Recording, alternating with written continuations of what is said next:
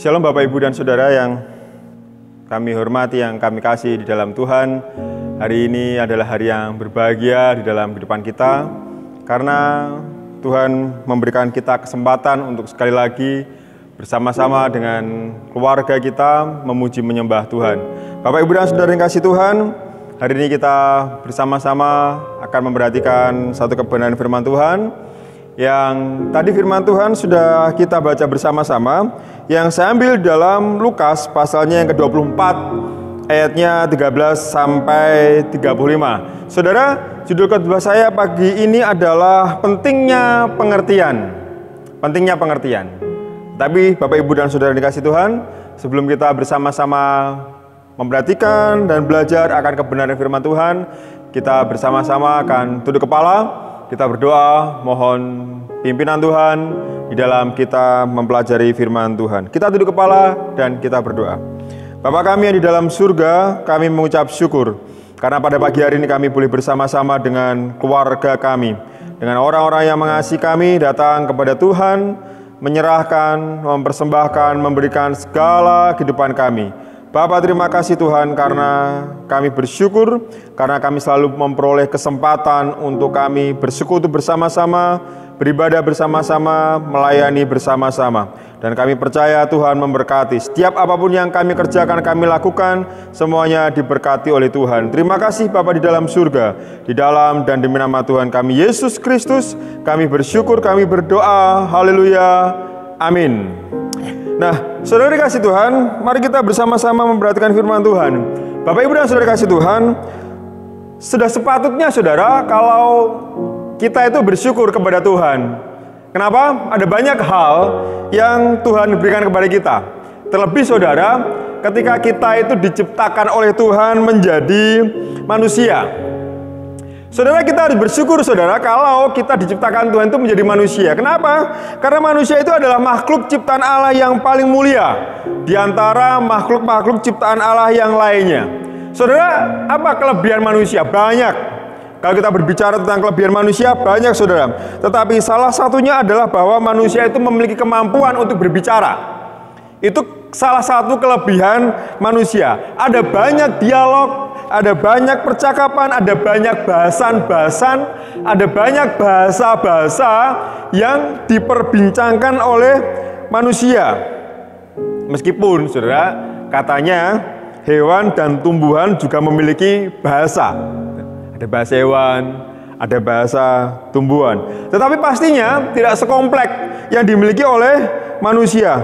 Dan saudara dikasih Tuhan, kalau kita memperhatikan saat ini adalah bahwa hal-hal yang sering dibicarakan oleh manusia itu adalah manusia sering membicarakan hal-hal yang terupdate.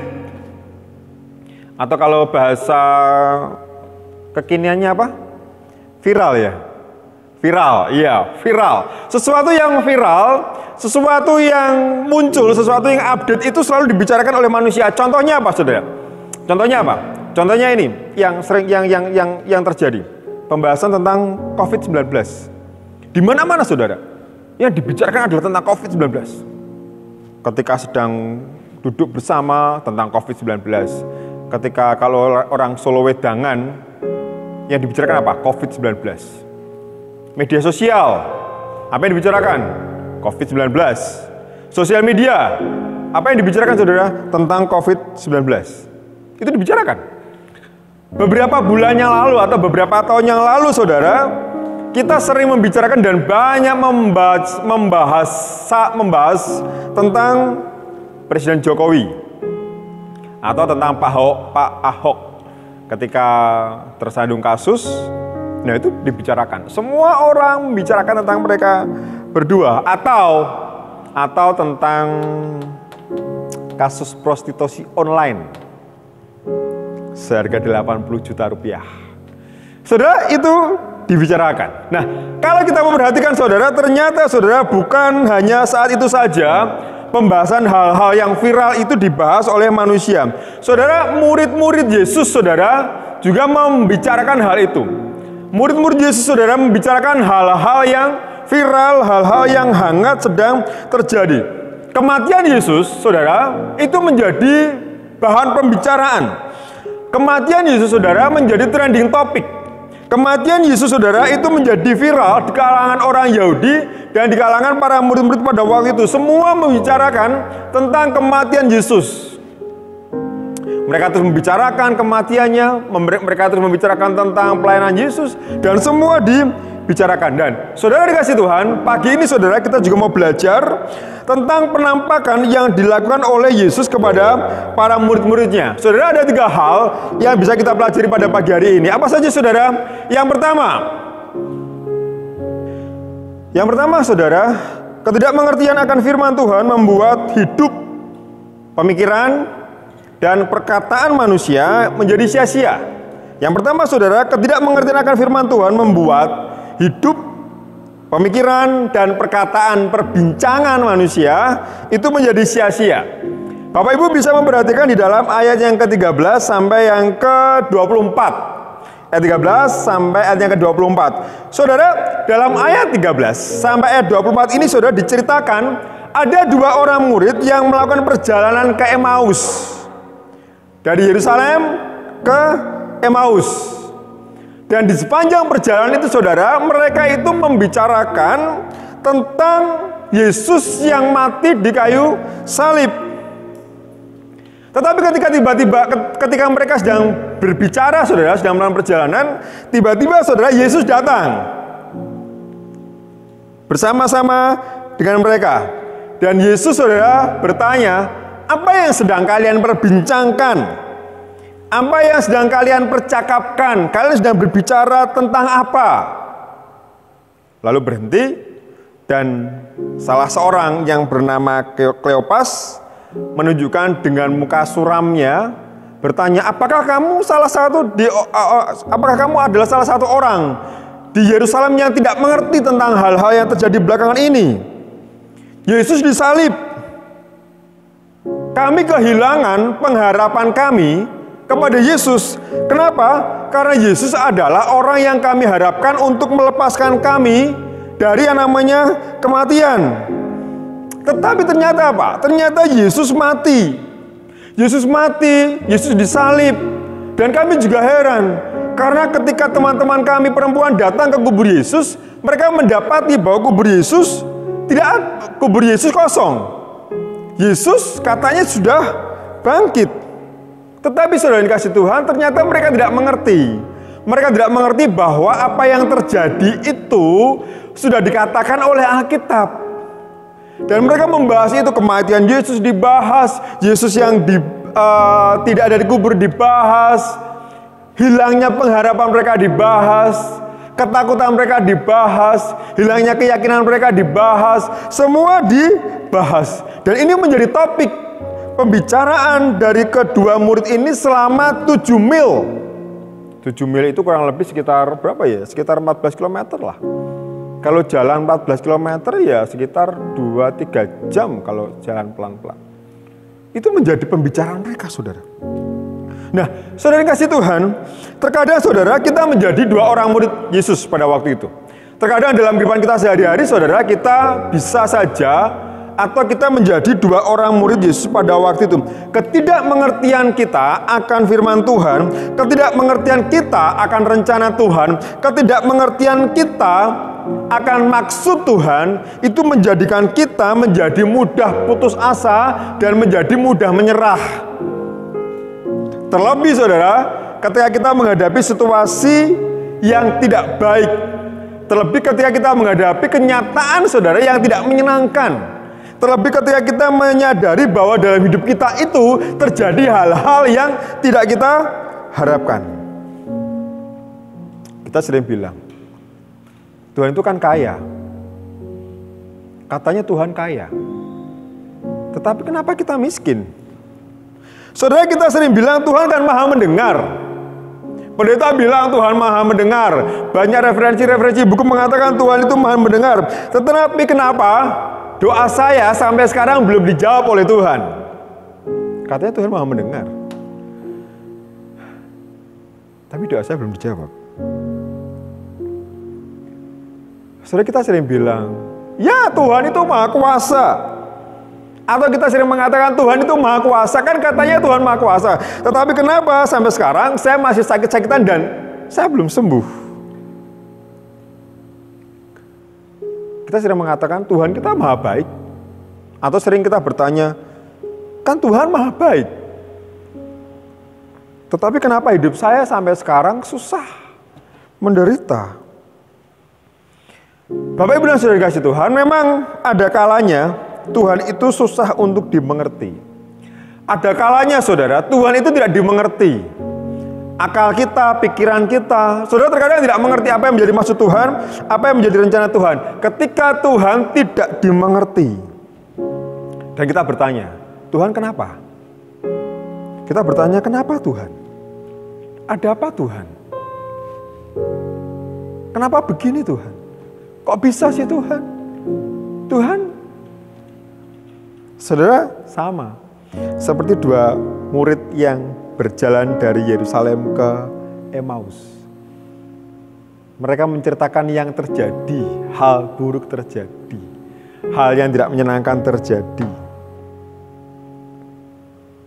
Kenapa saudara? Karena mereka tidak mengerti akan firman. Yang kedua saudara, kembalikan segala sesuatu berdasarkan firman Tuhan.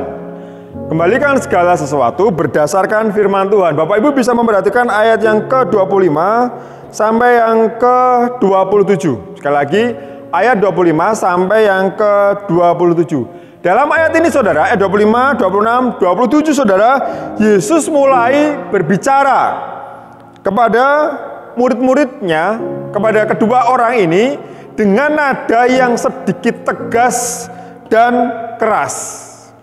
Perhatikan, Yesus berkata begini saudara, Hai kamu orang bodoh. Hai kamu orang bodoh, betapa lambannya hatimu sehingga kamu tidak percaya apa yang dikatakan oleh para nabi. Bahwa Mesias memang harus mati supaya dapat menunjukkan kuasanya. Lalu Yesus saudara mulai menjelaskan dari kitab Musa dan kitab-kitab para nabi.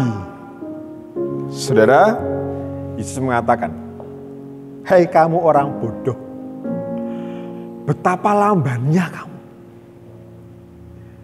Karena apa? Segala sesuatu yang terjadi ini sudah dituliskan bahwa Mesias harus mati dan bangkit pada hari yang ketiga. Dari kitab Musa sampai kitab para nabi. Segala sesuatunya ini yang terjadi ini bukan karena kebetulan. Segala sesuatu yang terjadi bukan karena rekayasa manusia, tidak saudara.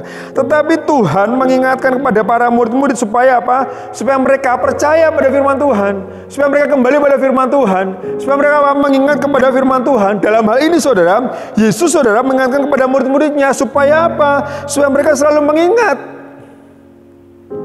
Supaya apa saudara? Supaya mereka percaya.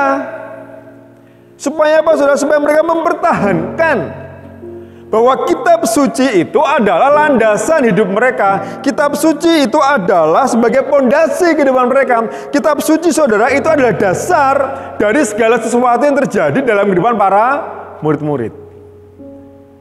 Yang dikatakan Yesus apa saudara? Firman Tuhan. Yang dikatakan Yesus adalah kitab suci. Dari awal dikatakan, dijelaskan bahwa ini harus terjadi.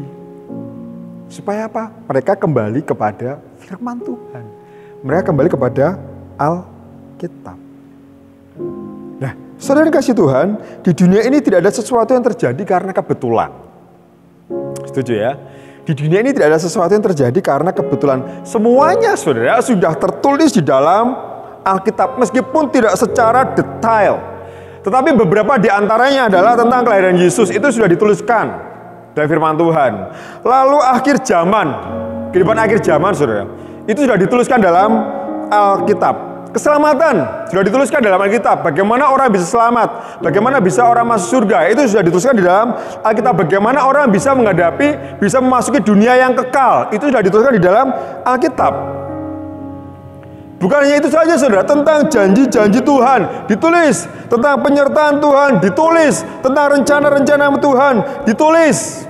Tentang kebaikan Tuhan kepada manusia, semua ditulis. Tentang kebaikan Tuhan, semua ditulis dalam firman Tuhan. Tetapi saudara kasih Tuhan, Tuhan juga izinkan segala sesuatu yang tidak baik itu terjadi. Penderitaan, kesukaran, sakit, kecewa, putus asa, itu terjadi dalam kehidupan manusia. Dan itu ditulis saudara, tentang penderitaan, kesukaran yang terjadi saudara, sesungguhnya semua sudah ditulis dalam Alkitab. Dalam hal ini saudara, kita diajarkan untuk apa saudara? Dalam hal ini kita diajarkan untuk supaya kita percaya kepada firman Tuhan. Firman Tuhan saudara, ini adalah landasan kehidupan orang percaya. Alkitab saudara adalah dasar dari segala kehidupan orang percaya. Dan mengerti bahwa di dunia ini tidak ada sesuatu yang terjadi karena kebetulan. Karena apa saudara? Karena Alkitab saudara ini bukanlah buku cerita yang kita baca setiap hari, yang kita baca setiap minggu. Firman Tuhan ini saudara, Alkitab ini saudara, ini bukanlah buku cerita saudara. Alkitab saudara bukanlah sebuah narasi.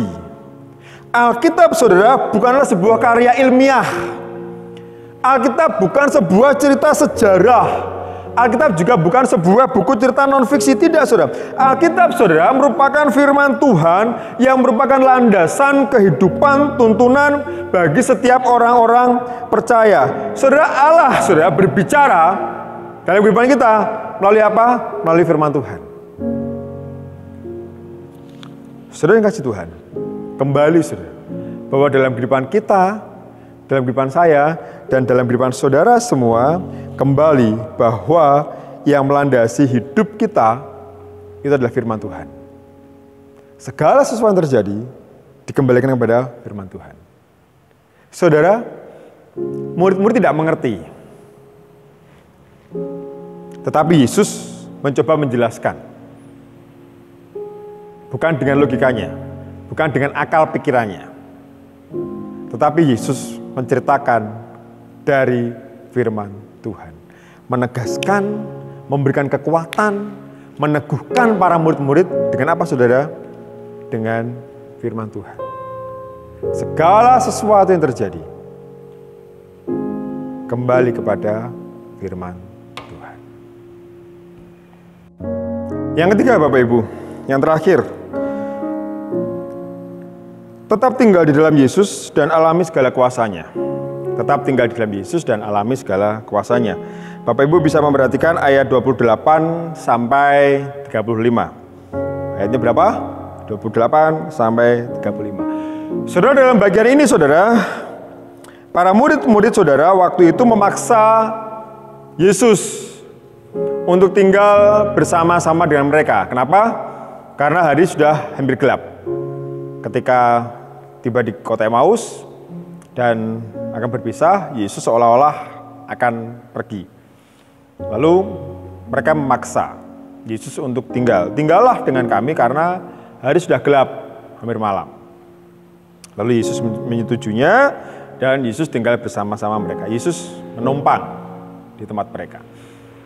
Dan ketika berada di rumah mereka, saudara, mereka makan bersama-sama. Dan apa yang dilakukan saudara ketika makan bersama-sama? Yesus mengambil roti, mengucapkan berkat, lalu memberikan kepada para murid-murid ini.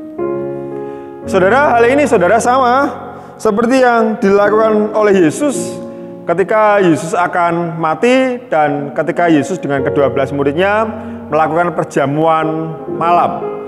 Yesus mengambil roti dan mengambil anggur, dipecah-pecahkan dan dibagikan kepada para murid-murid. Dan ini sama, ketika makan bersama-sama, Yesus mengambil roti, mengucap syukur, dan membagikan kepada murid-murid. Nah, saudara setelah melihat ini, saudara, apa yang terjadi, saudara? Setelah Yesus mengambil roti dan memecah-pecahkan, mengucapkan berkat, apa yang terjadi, saudara? Pikiran, pandangan, dan pikiran para murid-murid, saudara, terbuka. Mereka baru tahu, mereka baru ngeh, kalau ternyata yang bersama-sama dengan mereka adalah Yesus. Tetapi yang terjadi saudara, bahwa waktu itu saudara, Yesus sudah tidak bersama-sama dengan mereka lagi. Alkitab mengatakan Yesus lenyap, sudah tidak bersama-sama dengan para murid-murid. Saudara, para murid-murid saudara, Kleopas dan satu orang ini sadar bahwa selama ini ternyata mereka bersama-sama dengan Yesus, dan ketika Yesus mengambil roti, mengucap berkat dan membagi-bagikan, itu Yesus. Lalu mereka kembali ke Yerusalem dan menceritakan kepada murid-murid yang lainnya bahwa mereka dalam perjalanan ke Emmaus, mereka bersama-sama dengan Yesus. Yesus mengucap berkat dan membagikan roti sama seperti ketika perjamuan malam terakhir. Saudara, mereka sadar, saudara, mereka tahu, saudara, dan mereka bersemangat. Ketika tadi di awal, ketika ditanya, apa yang sedang kamu perbincangkan? Dua murid ini wajahnya muram. Muram, mereka tidak ada semangat, tidak ada gairah. Tetapi setelah mereka bertemu dengan Yesus, saudara, mereka bersemangat dan mereka bersukacita. Mereka kembali, Alkitab mengatakan, bukankah hati kita berkobar-kobar? Memiliki semangat yang menyala-nyala, dan mereka menceritakan itu kepada murid-murid yang lainnya. Saudara, apa yang terjadi? Ada sebuah perubahan. Dari yang tidak semangat, dari yang lesu, mereka menjadi bersemangat, mereka menjadi berkobar-kobar. Saudara, ada semangat. Ketika mereka berjumpa dengan Yesus, saudara, ketika mereka melihat mujizat Yesus memecahkan roti ini, ada sesuatu yang membakar dalam kehidupan mereka. Mereka bersemangat dan mereka bersukacita, mereka kembali dan mereka menceritakan kepada murid-murid yang lainnya. Tadi kami bersama-sama dengan Yesus. Saudara, itu disampaikan. Dalam hal ini, saudara, Yesus ingin menunjukkan apa, saudara? Bahwa Yesus tidak meninggalkan para murid-muridnya. Mungkin dalam pandangan para murid-murid, Yesus mati, meninggalkan mereka. Tetapi saudara, Yesus tidak meninggalkan para murid-murid. Saudara, dalam hal ini saudara, Yesus menunjukkan bahwa Yesus memiliki kuasa yang besar. Dalam hal ini saudara, Yesus menunjukkan bahwa Yesuslah yang memberikan semangat kepada para murid-murid. Saudara, dalam hal ini saudara, Yesus tidak ingin bahwa semangat pelayanan para murid-murid kendor. Yesus tidak ingin saudara para murid kembali lagi kepada kehidupan mereka yang lama. Tetapi saudara, Yesus ingin memberikan semangat kepada para murid-murid, ingin memberikan dorongan kepada para murid-murid, dan ingin menunjukkan kuasanya kepada murid-murid bahwa Yesus, ya mati. Beberapa hari yang lalu Yesus kalah. Yesus mati, Yesus disalib, gak bisa berbuat apa-apa Yesus. Tetapi Yesus bangkit, menunjukkan kuasanya. Bahwa ada kuasa, ada semangat, ada keyakinan, ada harapan, ada jaminan kalau bersama-sama dengan Yesus. Saudara, para murid memaksa Yesus tinggal bersama-sama dengan mereka. Ketika Yesus ada di dalam hidup mereka, saudara, ketika Yesus ada dalam hidup mereka, saudara, ada semangat yang keluar dari dalam hati murid-muridnya. Nah, saudara kasih Tuhan, satu hal yang paling penting, satu hal yang harus kita sadari dan kita imani, satu hal yang harus kita lakukan dalam hidup kita itu apa, saudara? Tetap tinggal di dalam Yesus.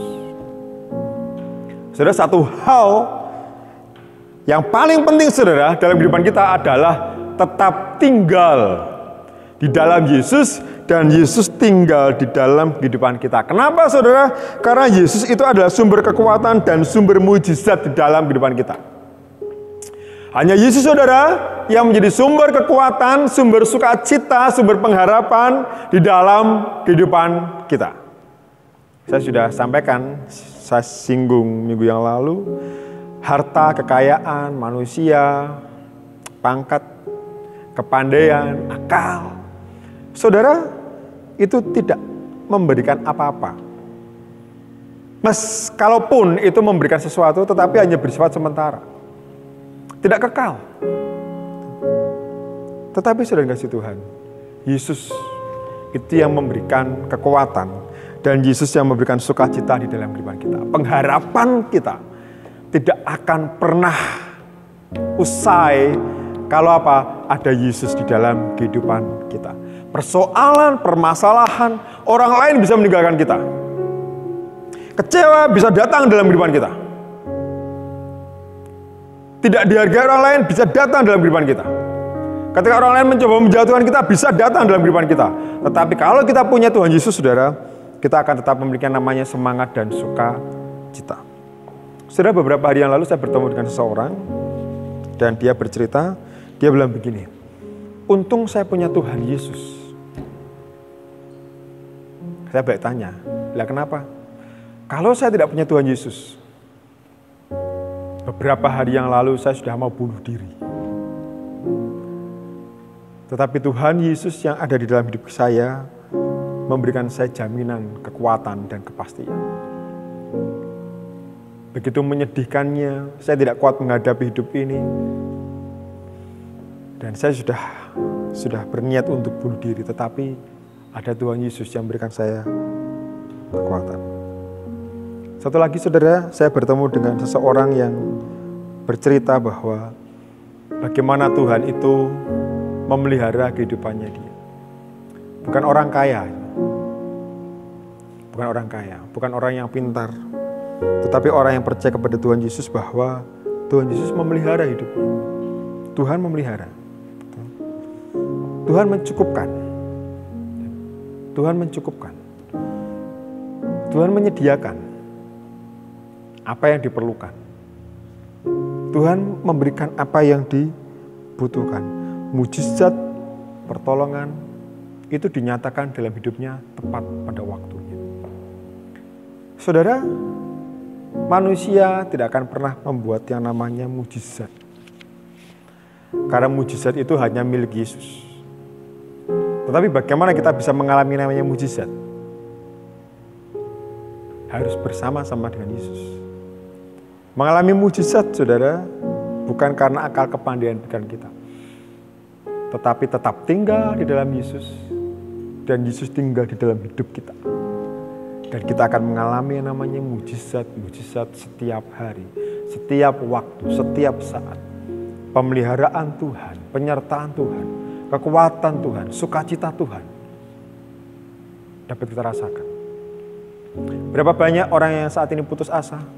Berapa banyak orang yang saat ini kecewa? Berapa banyak orang yang saat ini merasa hidupnya tidak berarti? Berapa banyak orang yang saat ini ingin mengakhiri hidupnya? Sudah ada banyak. Ada berapa banyak orang yang mengalami kegagalan? Ada berapa banyak orang yang mengalami kesedihan? Sudah banyak, sudah. Tidak terkecuali dengan kita. Sama. Kita mungkin juga mengalami hal yang sama. Tetapi ketika Tuhan tinggal di dalam hidup kita, saudara, kita punya yang namanya kekuatan. Kekuatan untuk menjalani segala sesuatunya. Kekuatan untuk hidup di dalam segala sesuatunya. Sukacita untuk kita menghadapi segala sesuatunya. Persoalan kita besar. Masalah kita besar. Iya, dunia sudah menghadapi masalah yang besar. Semua sudah menghadapi masalah yang besar. Tetapi apa yang membedakan hidup kita? Karena kita punya Tuhan. Tuhan yang hidup dalam hidup kita. Tuhan yang memberikan kita keyakinan. Tuhan yang memberikan kita semangat. Tuhan yang membuat hidup kita memiliki pengharapan bahwa segala sesuatunya dapat kita lewati bersama-sama dengan Tuhan. Tidak mengandalkan kekuatan manusia, tetapi mengandalkan kekuatan Tuhan. Saudara, 3 hal yang pagi ini kita pelajari bersama-sama di minggu ini. Bahwa yang pertama adalah bahwa ketidakmengertian akan firman Tuhan membuat hidup dan pemikiran kita menjadi sia-sia. Yang kedua, kalau kita memperhatikan bahwa kembalikan segala sesuatunya dalam kehidupan kita kepada firman Tuhan. Back to the Bible. Kembali kepada firman Tuhan. Dan yang ketiga, tetap tinggal di dalam Yesus dan alami segala kuasa dan mujizatnya. Kiranya firman Tuhan menjadi berkat dalam kehidupan kita, untuk kita menjalani segala kehidupan kita bersama-sama dengan Tuhan. Kita tutup kepala, kita berdoa.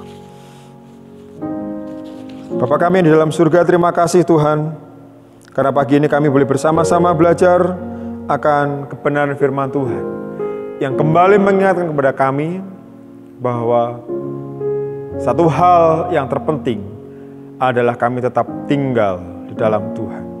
Dan Tuhan tinggal di dalam kehidupan kami. Berkuasa atas pikiran kami, berkuasa atas perkataan kami, berkuasa atas emosi kami, berkuasa atas segala hal yang terjadi dalam kehidupan kami. Terima kasih Bapa di surga, terima kasih. Kami bersyukur kepada Tuhan. Karena Tuhan baik. Persoalan boleh datang silih berganti. Orang-orang boleh datang silih berganti. Tetapi Tuhan Yesus harus tetap tinggal di dalam kehidupan kami. Mengendalikan seluruh elemen di dalam kehidupan kami. Terima kasih Tuhan, terima kasih. Kami akhiri ibadah kami pada pagi hari ini. Berdoa untuk seluruh jemaat, Tuhan memberkati. Tuhan memberkati setiap keluarga-keluarga diberkati. Setiap suami, setiap istri, anak-anak, menantu, cucu, semuanya diberkati oleh Tuhan. Dalam setiap permasalahan-permasalahan yang terjadi saat ini, Tuhan, kami serahkan semuanya kepada Tuhan. Kami percaya Tuhan, bahwa Tuhan tidak pernah meninggalkan kami. Dan kami berdoa untuk bangsa ini, kami berdoa untuk dunia ini, yang kami masih terus berjuang menghadapi COVID-19. Tuhan, kami serahkan sepenuhnya kepada Tuhan. Kami melakukan apa yang menjadi bagian kami, berdoa. Dan kami percaya Tuhan melakukan apa yang menjadi bagian Tuhan, memberkati, menolong semuanya. Terima kasih Tuhan, terima kasih. Kami akhiri ibadah kami. Kami akhiri dan kami siap untuk menerima janji berkat Tuhan. Bapak, Ibu, dan Saudara yang dikasihi oleh Tuhan, mari tinggalkan, mari akhiri ibadah kita pada pagi hari ini dengan percaya bahwa kasih karunia dan rahmat yang berasal dari Allah Bapa kita yang ada di surga, dan cinta serta kasih-Nya yang melimpah yang dinyatakan di dalam Putra-Nya yang tunggal, Tuhan kita Yesus Kristus, dan di dalam persekutuan dengan Roh Kudus, memberkati kehidupan Bapak, Ibu, dan Saudara dari selama-lamanya sampai selama-lamanya. Haleluya. Amin. Saudara, terima kasih hari ini kita boleh bersama-sama ibadah. Tetapi Bapak Ibu yang dikasih Tuhan masih punya tugas, yaitu menemani anak-anaknya untuk bersama-sama mengikuti sekolah minggu. Adik-adik, apa kabarnya semua? Sudah mandi? Mari siapkan hati kita untuk bersama-sama mengikuti sekolah minggu. Ajak teman-temannya. Teman-temannya diajak, teman-temannya dibawa. Yang belum mandi diajak mandi. Oh, diajak mandi, salah ya. Bukan diajak mandi, diingatkan untuk mandi. Iya, diingatkan untuk mandi. Makan dulu. Jangan lupa siap susu, siap jajan, dan mengikuti kelas sekolah minggu. Sekolah minggu hari ini acaranya apa? Gerak dan lagu. Hari ini apa? Menggambar. Iya, hari ini acaranya adalah menggambar. Ada Kak Henry, ada Kak Santi, ada Kak Nadine, ada Kak Melati, ada Kak siapa lagi ya? Kak Angel, dan banyak yang lainnya. Pasti seru acaranya ya. Kita bersama-sama sekolah minggu. Selamat sekolah minggu. Tuhan Yesus memberkati.